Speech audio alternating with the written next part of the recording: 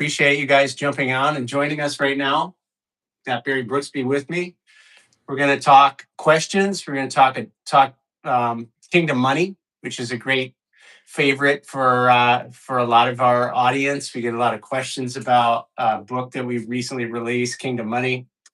And so maybe we kick it off that way, Barry. Maybe we talk about the fact that, when we talk about Kingdom Money, what are we really talking about? We're talking about a different philosophy, a different belief system around wealth and money. And people get intrigued with that because, for all the reasons that you and I usually talk about, the system is pretty broken. A lot of people get pretty beat up in following conventional advice. The standard risk prone kinds of investing, the way that the big players tend to control the infrastructure for the average person, so that a lot of times people are feeling like, where do I go? What do I do to even build wealth? Do I have to become a stock, trader or something like that? And so Kingdom Money is a lot about looking at things differently. And we always talk about an unconventional approach to wealth building. And one of the things that you and I talk about all the time, for anybody jumping on right now, just to kind of frame this, is the idea of creating a system that's a wealth building system, and using a very powerful asset in a specific way to implement that, an alternative system for wealth building that offers advantages that people aren't finding when it comes to the conventional risk prone kinds of things, or just putting your money in a bank. We're talking about how banks make money. This is a little bit of a mirror of how banks make money. And I think, just to kick this off, the way that I think this coincides with Kingdom Money and our book that we now have available, we'll end up putting a link in the chat in the recorded version of this, is that Kingdom Money is about a different ideology around money. It's about slow, contented building. It's about an abundance mindset. It's about working toward a long term, looking at the long game. And we're really talking about biblical values for anybody that's of the biblical persuasion listening right now.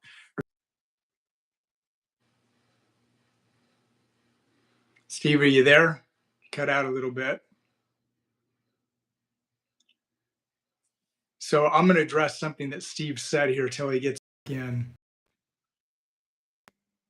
Because Steve, you cut out a little bit. That's because I got bumped off. But we're talking about biblical values from the standpoint that there is ancient wisdom around money. There's tons of stuff around money. And I know you're familiar with biblical values as well, Barry. So there's so many things around money to talk about, right? Wisdom. And so I'll highlight a couple, and then I want to take off on this with you, because you and I haven't talked about this yet in light of all the things that we usually talk about. So, you talk about scarcity versus abundance, right? And there's some well-known biblical teachers that talk about how scarcity doesn't exist, how it's an illusion.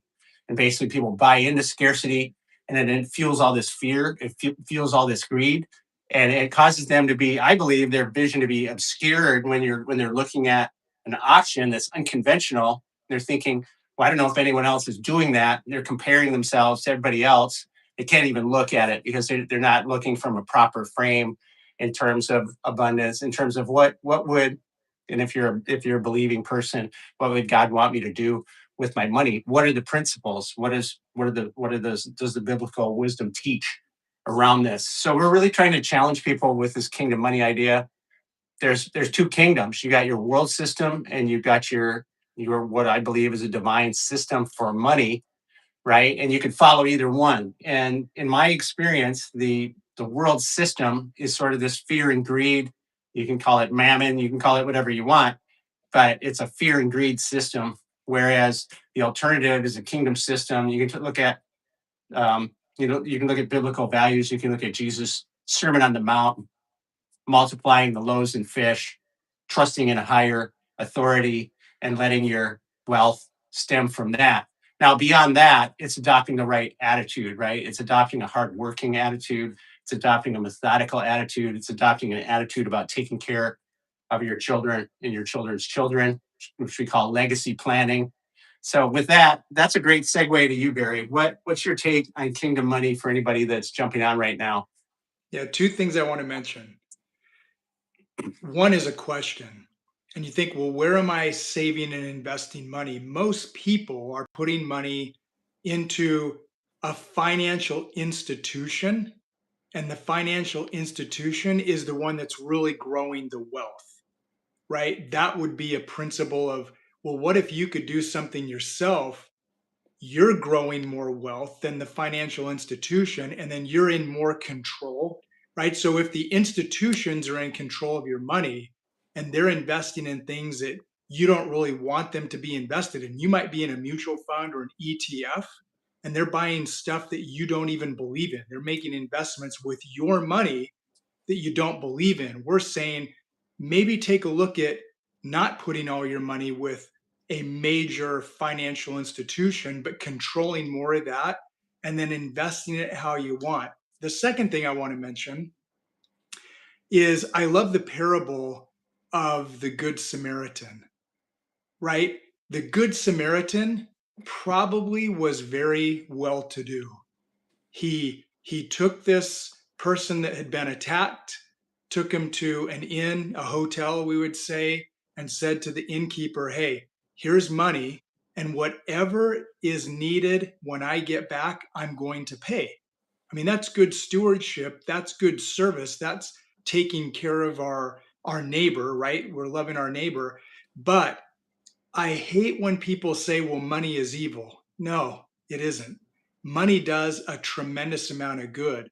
And what we get from biblical teachings is that the love of money is evil. Yeah. If you love money more than your family, there's a problem. If you love money more than you love God, your higher power, there's a problem. If you love your work more than you're loving your family and God, there's a problem, right? So it's Right. the love of money that we see. You mentioned earlier greed, right? Selfishness, tyranny. I mean, that's happening all over the world right now. So when someone loves greed, money, and power more than family and God and your neighbor, that's the problem. We teach people create as much wealth as you possibly can. Do Yeah. good with that wealth. Leave an amazing legacy to your children, your grandchildren, your great grandchildren. Money can do tremendous amounts of good, and we see that. There are people and organizations spending hundreds of thousands, millions, and billions of dollars for good endeavors to help people. I'm very familiar with, assistance with wheelchairs and doctor work, people traveling to foreign countries to help those that are less, in Yeah. poverty or more needy. And anyway, money does tremendous things, but we want to be in a position where we're maybe in more control of that than the financial institutions because they might be doing things with our money that we don't necessarily want them to be doing.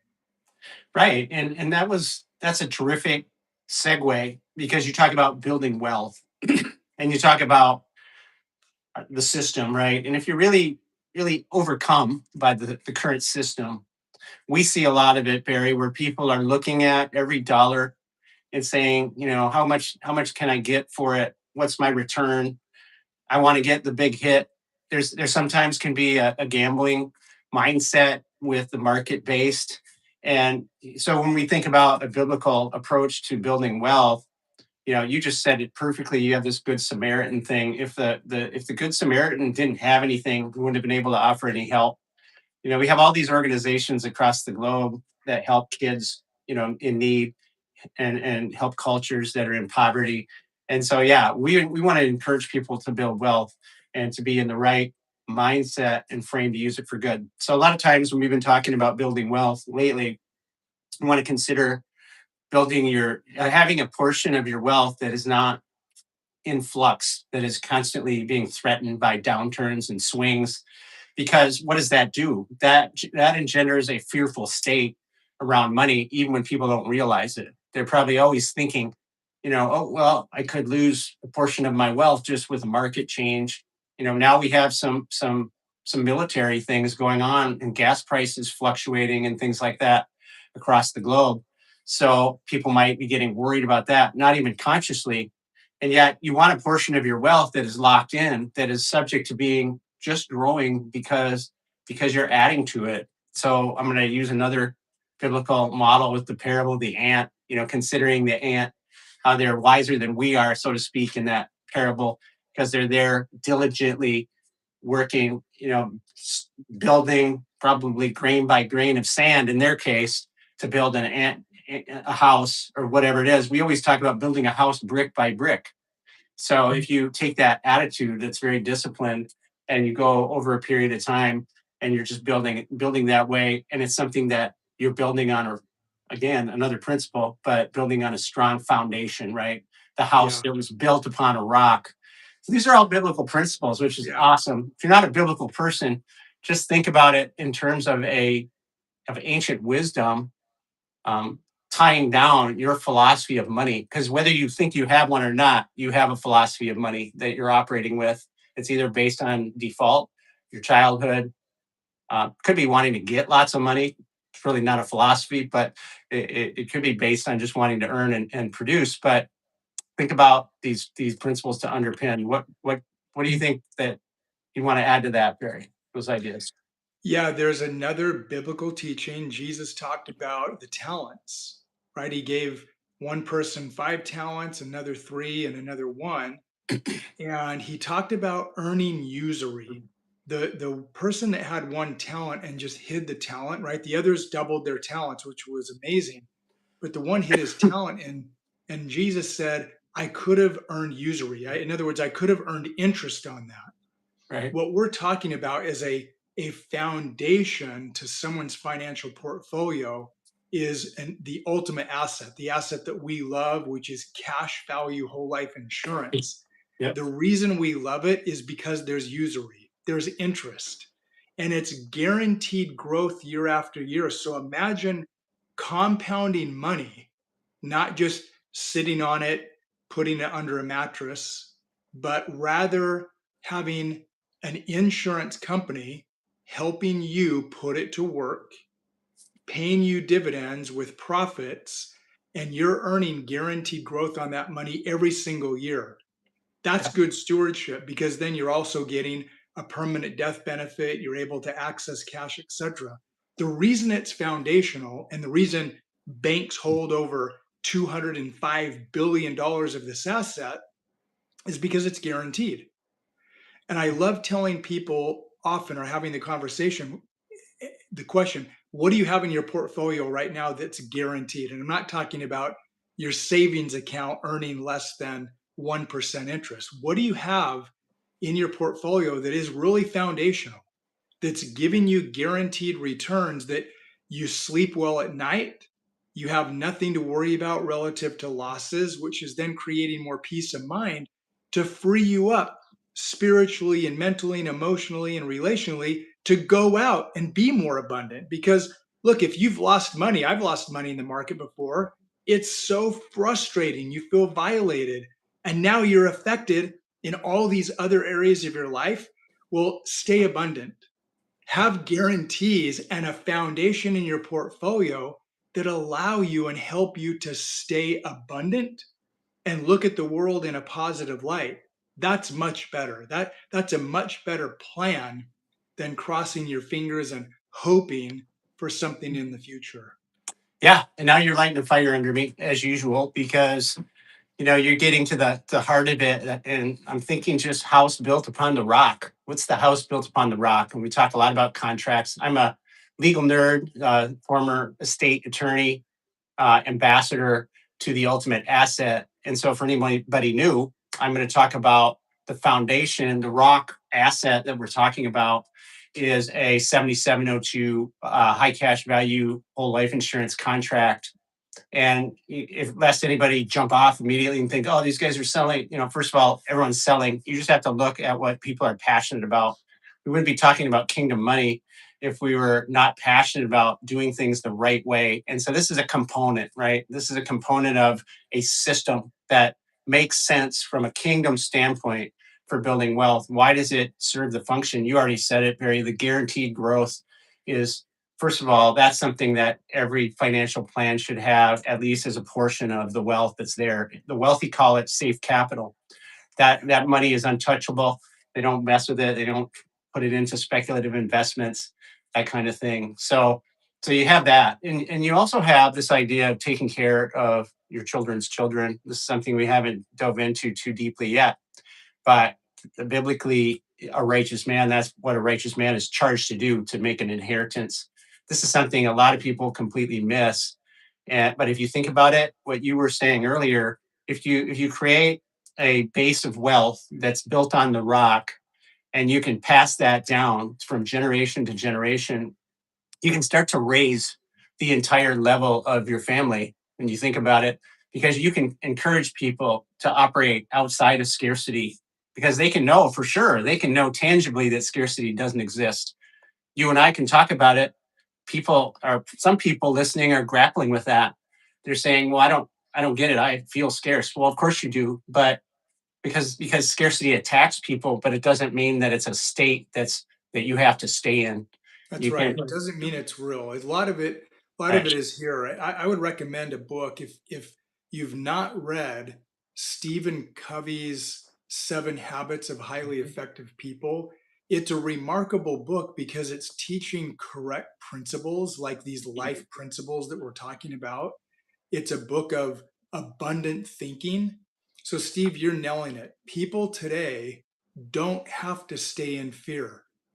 Frankly, uh, I don't want to say there's nothing to fear, but we can deal with the uncertainty around us. We can deal with what's happening in the world right now with war or gas prices, or am I going to have enough next month? But when you have faith, when you have belief, when you have your mind shifted in the right way to be thinking, hey, I'm gonna get through this, right? This too shall pass. But also, what can I do to enhance my own life? And I'd say the number one thing right now is get off of social media and turn off the news. It's okay to know what's going on, but most people are going down this rabbit hole and it sucks them in. They're getting depressed, they're getting anxious, they're getting fearful. Those are all feelings that are not coming from God. Okay, let's just be clear about that. Those feelings do not come from God. He wants you to be feeling peace and love and abundance and joy. Can you have joy in hard times? Yes, you can. But you've got to shift some of the thinking here and put yourself in a position where you have those positive influences around you. Yeah, I love that. Gee, praise the Lord, is saying amen. Encouraged by that. And I think those are much needed words right now, Barry. Yes, we have an enemy. Thank you for that as well, Jake. We have an enemy that tries to get us into scarcity. We've been talking about that a little bit this week, and a lot of it is surrender. There's a surrender, but also when you look at it as a life cycle, the system baits people into this scarcity, because people are really encouraged to put all of their money into things that are really houses built on sand, when you could lose 20-30% of your portfolio overnight. That's not really a house built upon a rock for your future well-being when you're thinking about money. And I really believe that one of the things I'm very passionate about at IND, and just in general, is that money is a very strong gateway to people's hearts. Biblically, that's all over Scripture. The love of money. You got the parable of the rich young ruler. Came to Jesus, said, "What do I do?" Jesus said, "Well." He gave him some feedback, and the rich young ruler said, "What else? Am I missing anything?" And Jesus said, "Well, you could sell everything you have and follow me." And he just couldn't do it, because he was so attached to the system and everything that he had. So ultimately, we should be free from the system, right, and surrendered. And I think what we're talking about with building your house upon a firm foundation allows for that. Everything that we talk about with the ultimate asset, with having a wealth building system, think about it. It fuels generosity. It fuels peace. It fuels a stability, knowing your loved ones will be taken care of. They're going to be provided for, and it naturally is a catalyst, I think, to having a kingdom money mindset. It contradicts, and this is why there's so much debate, by the way, around whole life insurance too. I think It's actually, it could be, you can tell me what you think, but it could be a spiritual battle to a degree. That, this war that wages around different definitions of investments, and whether this is a good idea for people, and all this stuff that kind of defies logic oftentimes. Yeah, my favorite thing to say relative to cash value whole life insurance are the three top benefits. We talk about this often. We've already mentioned the guarantees, but access to the cash, and then getting away from the system that it's tax free, right? One of the biggest problems in the system that's been set up by the world is the IRS. The IRS, to me, they're thieves. They're taking something that doesn't belong to them. Now, I'm not opposed to paying a little bit of tax, but we are gouged today. And there's so much waste going on. So the IRS is stealing from us, the IRS is robbing us. So I love being in a system with cash value life insurance as the third top benefit, that all your gains and all your growth, they're coming to you tax free. You're no longer playing in the rules of the IRS because you don't have to pay them taxes on the money that you're earning inside your cash value policy. That's huge. Right. I was on a call this morning. I showed an illustration, Steve, of a 38-year-old putting money into a policy for a certain amount of time. At the end of that time, he would have put in about $700,000. Okay, that's spread out over 20 years ish. When he got to retirement age, he was able to pull out 2.1 million tax free. Put in 700, he gets to take out 2.1 million tax free. That call happened this morning. That's remarkable. He doesn't have to report to the IRS a dime of that 2.1 million. That is freeing yourself.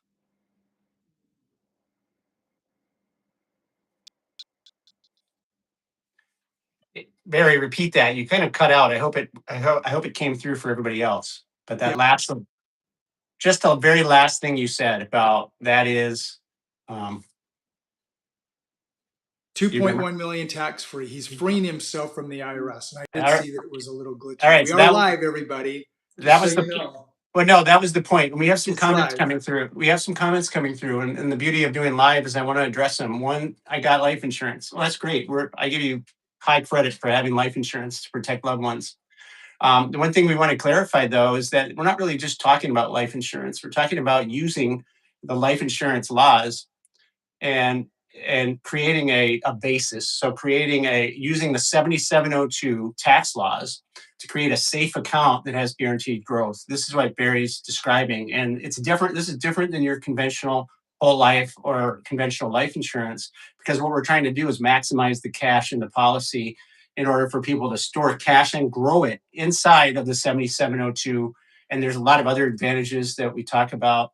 Um, to some of the comments that are coming through, we're not fatalistic. You can be a believer and still think that we're supposed to do productive things on this earth. So I'm just going to address that. There's no disrespect. We're obviously believers because we're talking about these principles, but everybody knows in the Christian community. I mean, I've been in the Christian community for quite a long time. Christians can be highly opinionated and sometimes come from a standpoint, different directions, whatever.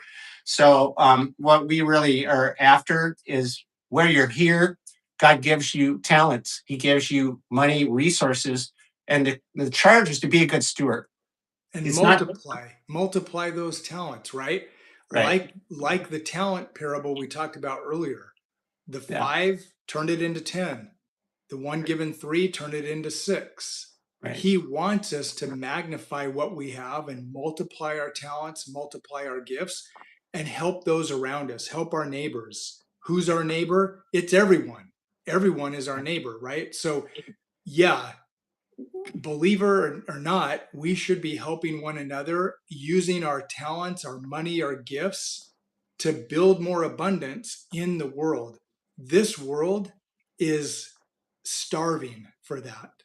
Yep. This world is a fear based world. We need as much good pumped into the entire system, into the world, to start dispelling all this fear and all this worry and all this concern and all this greed. The more good out there, the better off the world is going to be. Right. And I've read some things where it chronicles every generation for the last 2,000 years talking apocalyptically. I really take issue with that. I think that nobody knows what the timelines are or what God's going to do. So I think we're not called to monitor all this stuff and become very fatalistic. I think we're called to take note of the times, but to seek to follow. If you're a Jesus follower, to follow Jesus, and follow the word of God in order to have a productive path by any stretch of the imagination. So what we're talking about, right, is we're talking about an ideology, but we're talking about tools. Like, what tools do you use when you're looking for these principles to be unfolding in your life? And too often, I mean, I'm a very avid sort of evangelist for this financial asset, because we grew up with a chaotic financial culture that has recommended things that I've observed personally as an estate attorney, and also with people, with lots of people that I've come across that haven't been very productive for them. So what we're trying to do is we're trying to impart a different path, both from Yeah. a biblical but also a practical perspective. Yeah. So Think about Noah. Noah knew what was coming and he was trying to warn people of what was coming. But Noah didn't just sit back and wait. Noah went to work. If you look at it, he probably spent about 100 years building the ark. 100 years. Do you ever think he got discouraged? Do you ever think he was like, "Man, I'm 90 years into this thing. When's the flood coming? I know it's coming, but I'm 90 years into this. When's it coming?" So what we're right. encouraging people to do is do something about it. Go to work. We say look at your own numbers from a cash value whole life insurance perspective.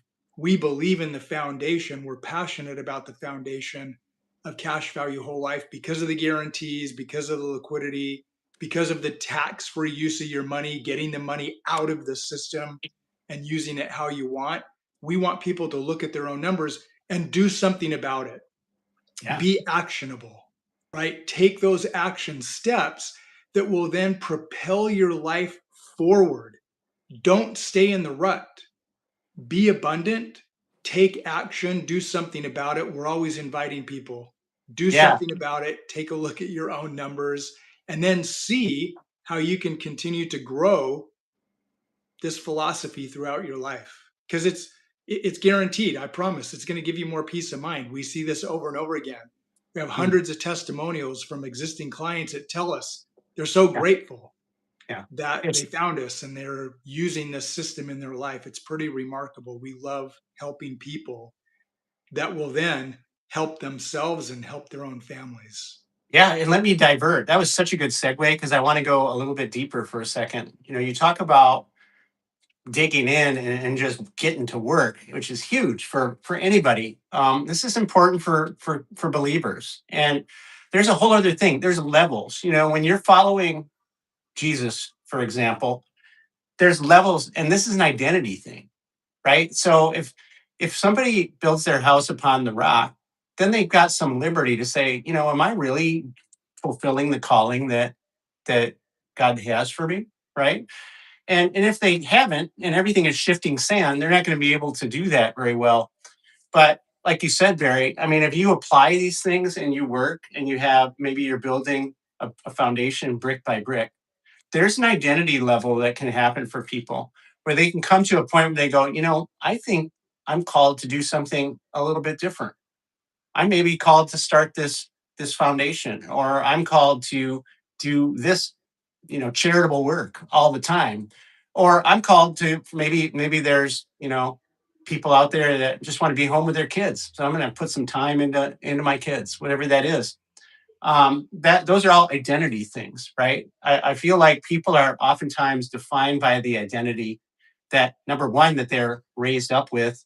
But if they're only looking from here to here in survival, it's going to be real hard then for them to look at, hey, what's my next level? Where is my next? What's my next step? God, and even be able to listen to God. This is why these financial foundational things are so important. In that story that you brought up, the talents, the person was actually deemed wicked for burying the. And why is that? Let's look at why that was. You think that person was worried about not getting some interest? The godlike figure in that story. Um, Maybe so, but I actually think it was such a dereliction of their personal dignity and their identity, because they were saying in that story, they were saying, "I know you're a harsh man," and they were kind of criticizing the man that gave them the talents in the first place. And so they were a derelict of their own identity. They just let it all collapse and buried it, and just got afraid. They got afraid. Yeah. That, and so I encourage you, for all the reasons that we've talked about, maybe to wind this up, um, to embrace, first of all, abundance, to embrace biblical principles, to study it, to dig in, to realize consistent growth, consistent building, contentment, and not just going with the system is a path that you want to take. And of course, putting in place the things that are going to help you do that by giving you a solid foundation of building your house on the rock. Love it. And I'll end with this. These things do not happen overnight. The get rich quick schemes that I'm gonna, make $1 million tomorrow in my crypto account, those things very seldom happen, but that's a greedy mentality. We're talking about sowing seeds. We're talking about sowing seeds to reap a harvest later. Maybe it's next year. Maybe it's 2 years from now. It's not necessarily a lifetime, although you sow seeds for a lifetime, you're going to have an amazing harvest year after year after year after year. But we're talking about planting seeds. That's a principle. The farmer does not plant a seed and get mad a week later that he doesn't have the crops. That's ridiculous. No farmer would ever do that. Well, it's the same thing with what we're talking about. Correct financial principles, correct abundant thinking does take some time.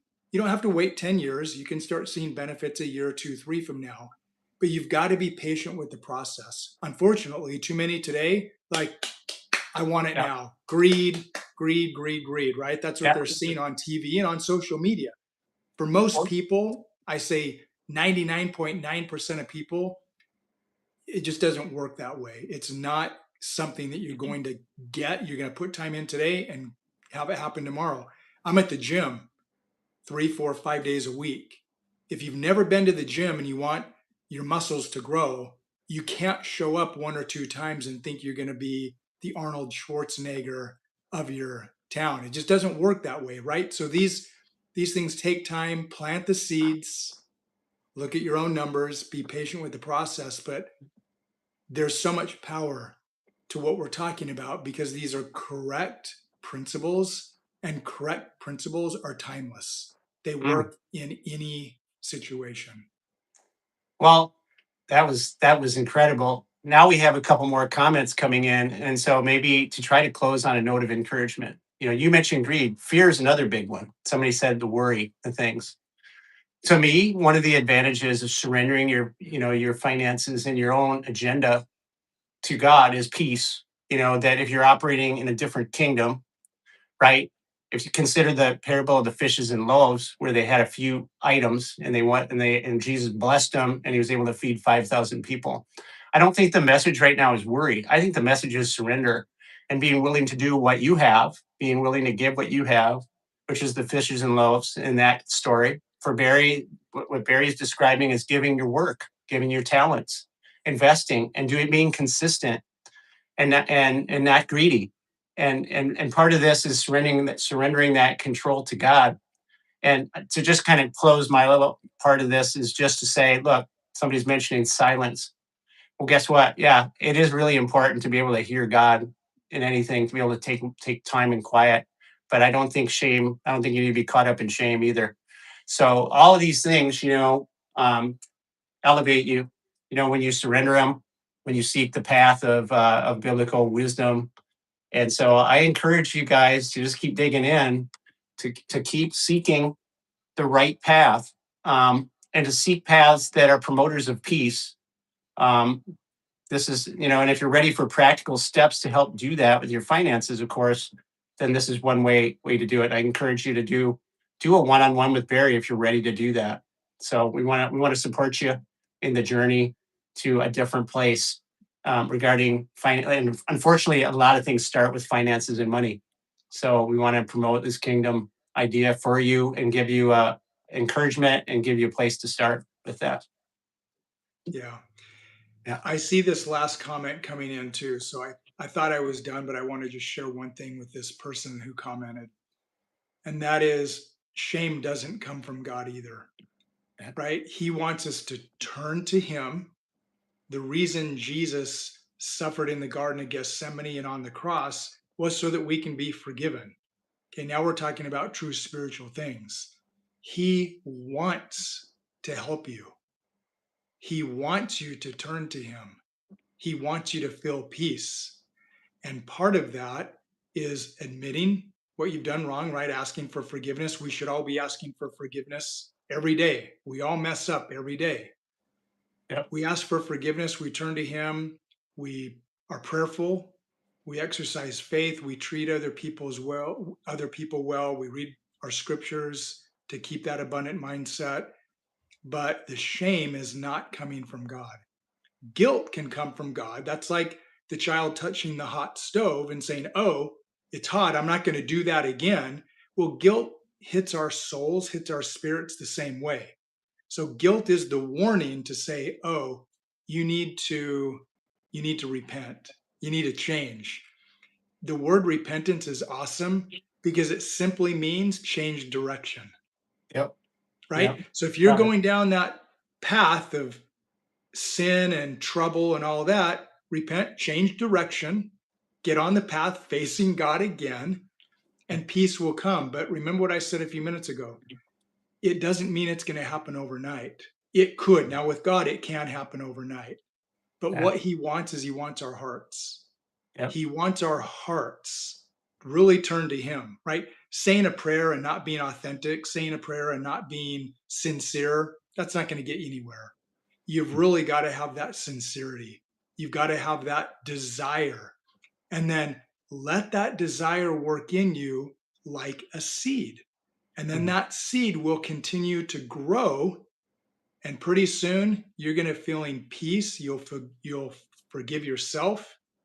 Others will forgive you, but be patient with the process. Just like we're talking about the principles of money today, you have to be patient with the process with these things as well. So I wish you well. Mm. Anyone that's feeling those things in their lives, Mm. recognize that God has more for you, but you have to turn to Him and do what He wants you to do, I which love can it. be many, many different things. Live a life that God can be proud of how you are living your life. Yeah. And you don't have to clean yourself up to come to God. You just need to turn, right? That's what you're saying. And it's good to be in surrender. It's good to be helpless in some ways when you do that. Yeah. And He so, he meets us where we are. Every single time He meets us where we are. yeah, love it. I appreciate you guys sharing. I think that was vulnerable. I hope it helped you, and I hope it helped anybody else listening today. Really glad to have you on this Kingdom Live. We're going to be trying to bring a live broadcast every week. So I hope you come and join us next week for more. Not sure what the topic will be yet, but we'll send an email out and also put this in the feed. So hope you can join us next week, and appreciate you. Appreciate you sharing, Barry. And we'll see you all in the next one.